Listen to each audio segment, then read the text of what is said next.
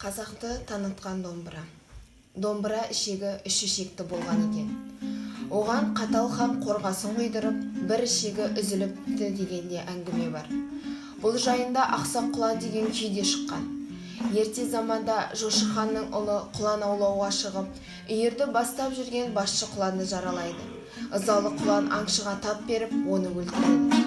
Жошы хан бір сұмдықтың болғанын сезіп, баласы туралы жаман хабар әкелген адамның көмейіне қорғасын құямын дейді. Сол кезде бір жігіт келіп, домбыра алып, бір күйді тарта жөнеледі.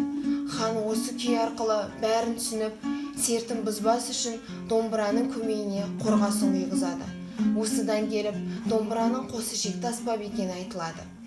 Домбыра туралы қандай аңыздан сыр тартсаң да, оның қасиетті екенін аңғарасың. Қадыр ақынның «Нағыз қазақ қазақ емес, нағыз қазақ домбыра» деп жырлауында терең мағына бар. Одан төгілген күй мен әуезді әуеннің өзі үлкен әңгімеге арқау бола алады.